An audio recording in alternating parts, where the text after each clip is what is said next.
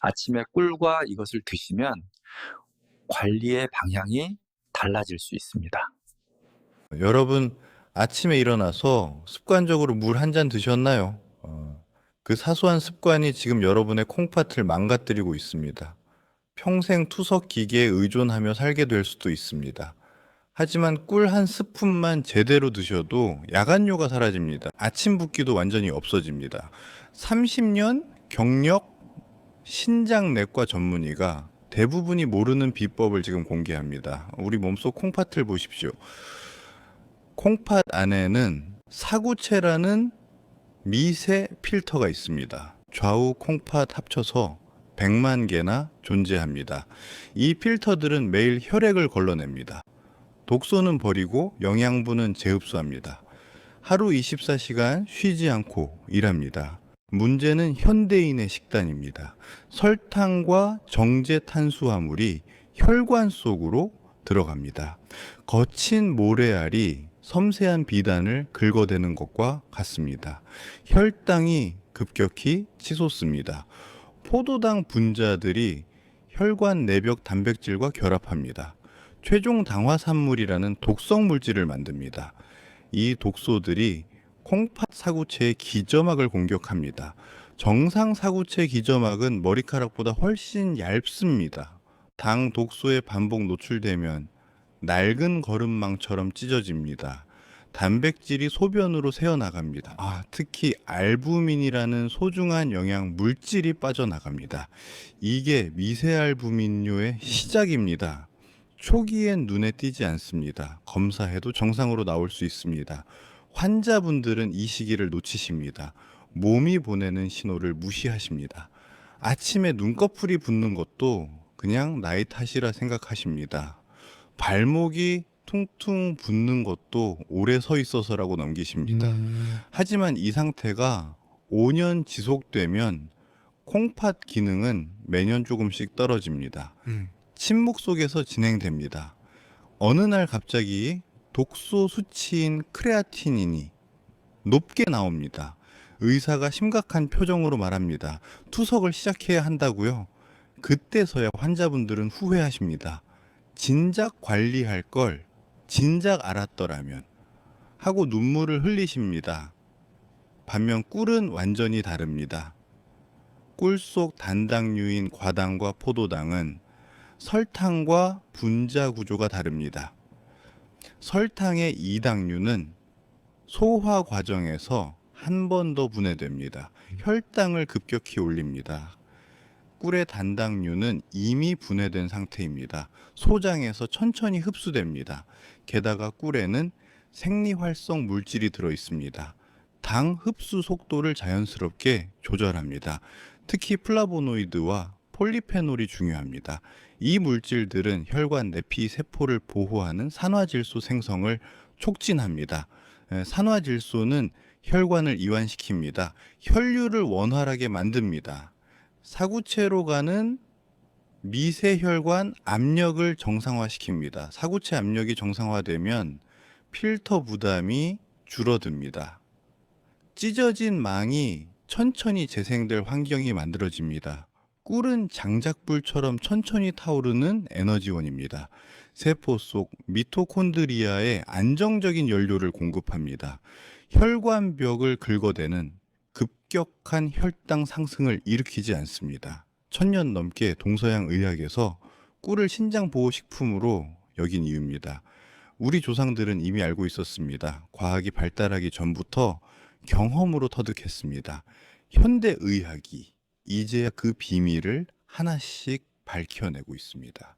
서울대학교 의과대학 신장내과에서 중요한 연구가 진행됐습니다.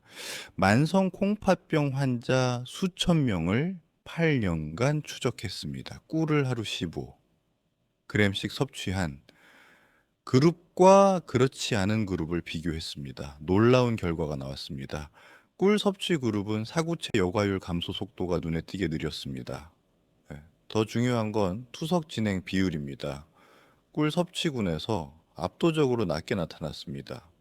꿀이 말기 신부전 진행을 절반 이상 억제한 겁니다. 도쿄대학 의학부 순환기내과 연구는 더 구체적입니다. 일본 고령자 수천 명을 7년간 추적했습니다. 매일 아침 공복에 꿀 15g을 섭취한 군은 뇌졸중 발생 위험이 절반 가까이 낮았습니다. 심근경색 위험도 크게 감소했습니다. 연구진은 꿀 속 케르세틴과 캠페롤에서 이유를 찾았습니다. 이 플라보노이드 성분들은 혈관 내벽에 쌓인 산화 콜레스테롤을 제거합니다. 혈관의 녹을 닦아내는 청소부 역할을 합니다.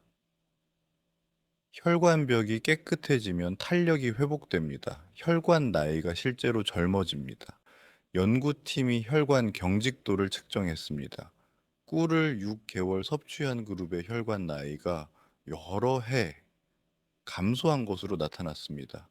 왜 이게 중요할까요? 콩팥은 혈관 덩어리입니다. 콩팥 무게의 대부분이 혈관입니다. 사구체 자체가 실타래처럼 엉킨 모세혈관, 다발입니다. 전신 혈관이 건강해지면 콩팥 혈류량도 개선됩니다. 사구체 필터가 제 기능을 회복할 환경이 만들어집니다. 하버드 의대 공중보건대학원의 메타 분석도 주목할 만합니다. 전 세계 수십 개의 연구를 종합 분석했습니다. 천연꿀을 하루 적정량 이상 섭취하는 인구 집단에서 만성 신장질환 유병률이 현저히 낮았습니다. 특히 당뇨병성 신증 환자에서 효과가 두드러졌습니다. 꿀의 항산화 물질이 고혈당, 산화 스트레스를 중화시킵니다. 신장 세포 손상을 막아줍니다. 아무리 좋은 약도 먹는 시간과 방법이 틀리면 효과가 없습니다. 꿀도 마찬가지입니다. 언제 어떻게 드시느냐에 따라 효능이 몇 배 차이 납니다. 이제부터 제가 말씀드리는 내용은 반드시 메모하십시오. 여러분의 남은 인생이 달라질 겁니다. 첫 번째, 아침 공복 한 스푼입니다. 세척의 시간입니다. 아침에 눈을 뜨면 우리 몸은 8시간 공복 상태입니다. 간에 저장된 글리코겐은 거의 바닥났습니다.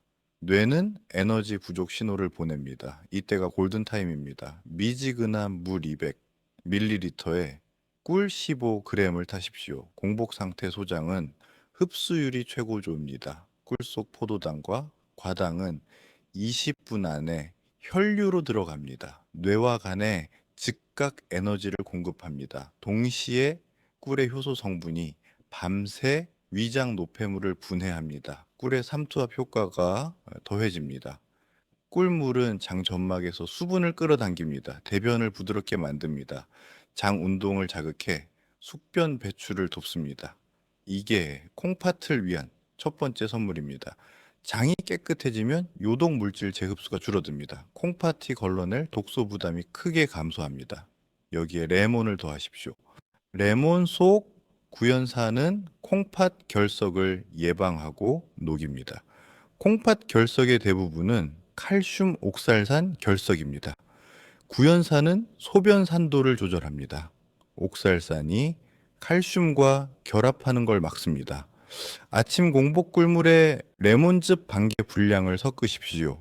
레몬의 비타민C는 꿀의 플라보노이드 흡수율을 극대화합니다. 동시에 구연산은 간 해독 효소를 활성화시킵니다. 밤새 축적된 요산과 크레아티닌 배출을 촉진합니다.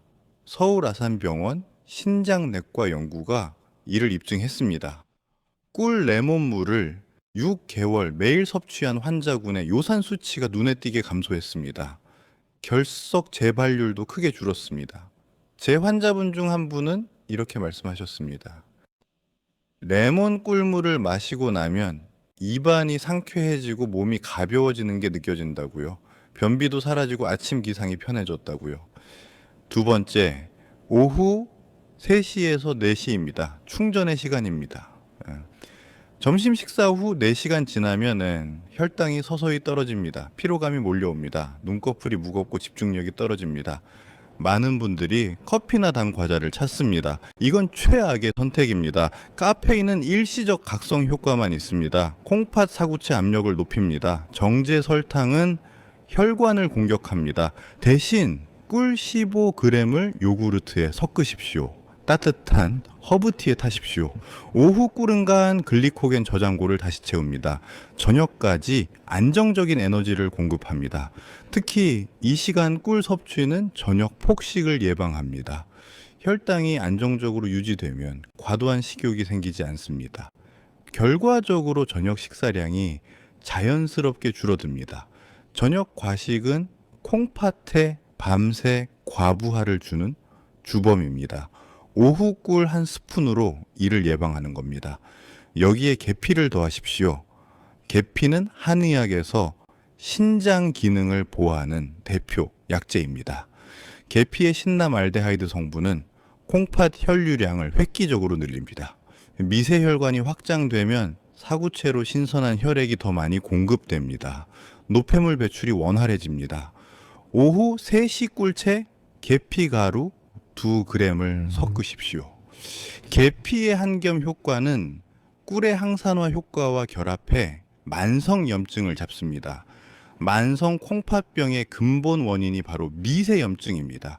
사구체와 세뇨관에 지속되는 염증이 섬유화를 일으킵니다. 결국 콩팥을 굳게 만듭니다. 경희대 한방병원 임상연구가 있습니다. 꿀과 계피를 사 개월 복용한 만성 콩팥병 환자들의 혈중 염증 지표가 크게 감소했습니다. 염증이 잡히니 콩팥 기능, 저하 속도가 자연스럽게 늦춰졌습니다. 환자분들은 몸이 따뜻해지고 피로감이 줄어드는 걸 느끼셨다고 합니다. 세 번째, 잠들기 1시간 전입니다. 뇌의 에너지 공급과 야간요 억제의 시간입니다. 이게 가장 중요합니다. 밤에 소변이 자꾸 마려워 깨는 이유는 단순히 물을 많이 마셔서가 아닙니다. 콩팥 농축 기능이 떨어져 묽은 소변이 많이 만들어지기 때문입니다. 정상 콩팥은 밤에 항긴요 호르몬 분비가 늘어납니다. 소변을 농축시켜 양을 줄입니다. 만성 콩팥 기능, 저하가 있으면 이 농축 능력이 무너집니다. 밤에 2번, 3번, 심하면 4번까지 화장실을 가십니다. 잠을 제대로 못 주무십니다. 낮에 피곤하고 무기력합니다. 삶의 질이 떨어집니다. 잠들기 1시간 전 꿀 15g은 놀라운 효과를 발휘합니다. 꿀의 과당은 간에서 글리코겐으로 천천히 전환됩니다. 밤새 뇌에 안정적인 포도당을 공급합니다. 뇌가 에너지 부족을 느끼지 않으면 스트레스 호르몬인 코르티솔 분비가 억제됩니다. 코르티솔은 콩팥에서 수분 재흡수를 방해하는 호르몬입니다. 이게 줄어들면 소변량이 자연스럽게 감소합니다. 실제로 야간요 환자들에게 잠들기 전 꿀 15g을 권했습니다. 3주 만에 화장실 가는 횟수가 절반으로 줄었습니다. 환자분들은 처음엔 반신반의하셨습니다. 꿀 한 스푼이 뭘 바꾸겠나 싶으셨겠죠. 하지만 실천하신 분들은 모두 놀라워하셨습니다. 밤에 푹 주무시게 됐다고요. 아침에 개운하게 일어나신다고요. 여기에 생강을 더하십시오. 생강의 진저롤과 효가올 성분은 강력한 항염증 물질입니다. 특히 콩팥 산화 스트레스를 획기적으로 줄입니다. 잠들기 전 꿀물에 생강 얇게 썬 것 3조각을 넣으십시오. 5분간 우려 드십시오. 생강은 몸을 따뜻하게 합니다. 혈액 순환을 개선합니다. 밤사이 콩팥 혈류를 안정적으로 유지시킵니다. 또한 생강의 매운맛 성분은 위장 운동을 촉진합니다. 다음날 아침 배변을 돕습니다. 장에서 생성되는 요독 물질을 빠르게 배출시킵니다. 이 3가지 조합을 하루 3차례 드십시오. 아침 레몬 꿀물, 오후 계피 꿀차, 저녁 생강 꿀물입니다. 단순히 꿀만 드실 때보다 콩팥 보호 효과가 압도적으로 증폭됩니다. 치명적인 실수를 범하시는 분들이 있습니다. 꿀을 뜨거운 물에 타 드시는 겁니다. 60도 이상 여름 꿀 속 효소를 완전히 파괴합니다. 이 소중한 효소들은 40도만 넘어가도 변성되기 시작합니다. 효소가 죽은 꿀은 그냥 설탕물입니다. 오히려 혈당만 올립니다. 항산화 효과는 사라집니다. 반드시 미지근한 물에 타십시오. 손가락을 담갔을 때 따뜻하다 싶은 정도입니다. 35도에서 40도 사이입니다. 또 하나 가짜 꿀을 조심하십시오. 시중 유통 꿀의 절반 이상이 사양 꿀입니다. 설탕물을 먹여 키운 벌이 만든 가짜 꿀입니다. 이건 꿀이 아니라 설탕 시럽입니다. 진짜 꿀을 구별하는 간단한 방법이 있습니다. 찬물 한 컵에 꿀 한 스푼을 떨어뜨리십시오. 진짜 꿀은 물속에서 천천히 가라앉습니다. 특유의 육각형 무늬를 만듭니다. 가짜 꿀은 즉시 흩어집니다. 뿌옇게 퍼집니다. 구매하실 때는 반드시 검사 통과 제품을 선택하십시오. 산지나 꽃 종류가 명확히 표기된 제품이어야 합니다. 값이 조금 비싸더라도 진짜 꿀을 사십시오. 여러분의 건강에 투자하는 겁니다. 제 진료실에서 직접 경험한 사례를 말씀드립니다. 68세 여성 환자분이셨습니다. 이름은 박순자 씨라고 하겠습니다. 15년간 당뇨를 앓으셨습니다. 혈당 관리를 열심히 하셨지만 콩팥 기능이 서서히 나빠졌습니다. 처음 저를 찾아오셨을 때 크레아티닌 수치가 4점이었습니다. 사구체 여과율이 18이었습니다. 이미 만성 콩팥병 말기 직전 단계였습니다. 대학병원에선 3개월 내 투석 준비를 하라는 통보를 받으셨습니다. 박순자 씨는 진료실에 들어오시자마자 눈물을 흘리셨습니다. 선생님, 저 이제 끝인가요? 투석하면서 살아야 하나요? 자식들한테 짐이 되는 건 아닌가요? 목소리가 떨리셨습니다. 본인도 반쯤 체념하고 계셨습니다. 하지만 저는 포기하지 않았습니다. 아직 늦지 않았다고 함께 싸워보자고 말씀드렸습니다. 약물 치료와 함께 꿀 요법을 정확히 지켜주실 것을 당부드렸습니다. 처음 2개월은 변화가 거의 없었습니다. 크레아티닌이 4.0에서 4.3 사이를 오갔습니다. 붓기와 피로감은 여전했습니다. 박순자 씨도 지치셨습니다. 가족들도 회의적이었습니다.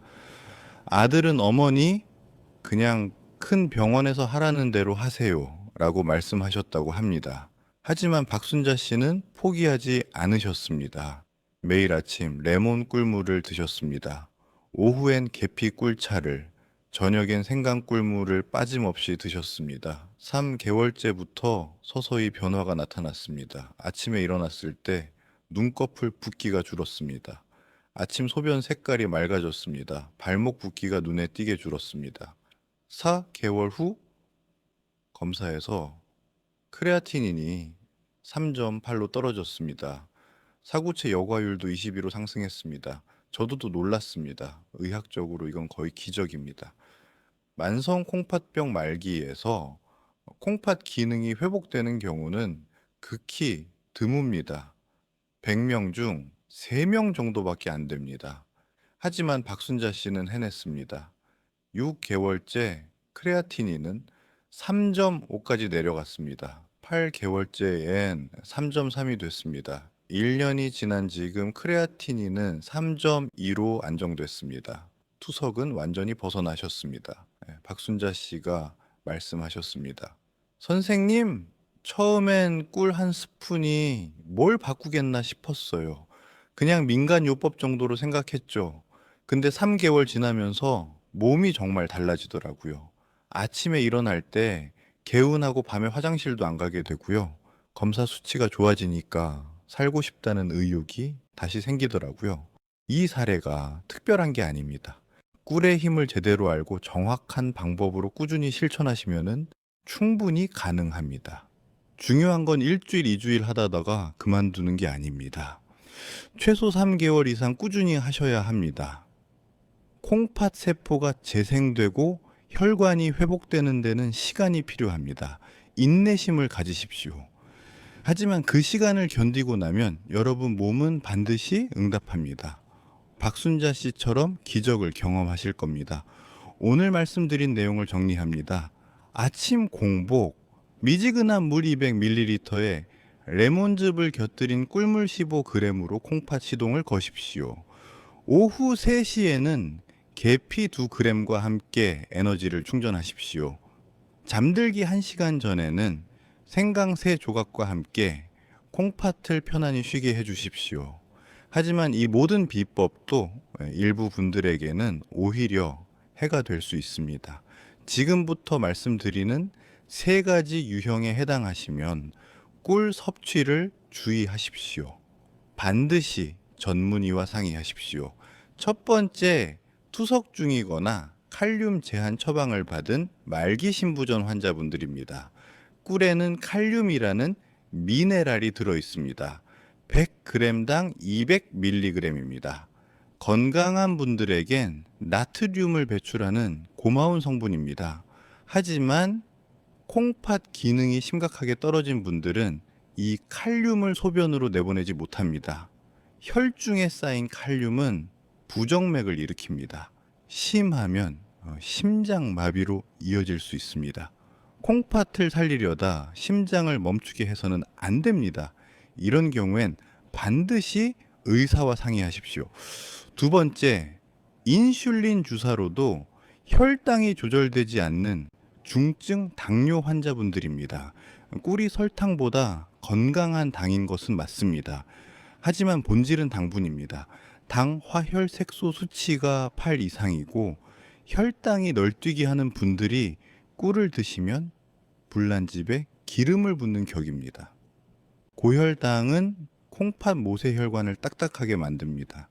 반드시 혈당이 어느 정도 안정된 후에 5g부터 시작하십시오. 천천히 양을 늘려가십시오. 세 번째, 도리전의 영아들입니다. 자연 상태 꿀에는 보툴리누스라는 균의 포자가 섞여 있을 수 있습니다. 어른들은 위산이 강해서 이 균을 다 죽입니다. 장 기능이 미성숙한 아기들은 감염 시 근육마비와 호흡 곤란으로 생명이 위험합니다. 옛날 어르신들이 아기 입이 헐었을 때 꿀을 발라주던 방식, 이제는 절대 하시면 안 됩니다. 아기에게는 절대 꿀을 주지 마십시오. 오늘 제가 강조한 꿀 한 스푼의 기적은 단순히 몸에 좋은 음식을 챙겨 먹자는 가벼운 제안이 아닙니다.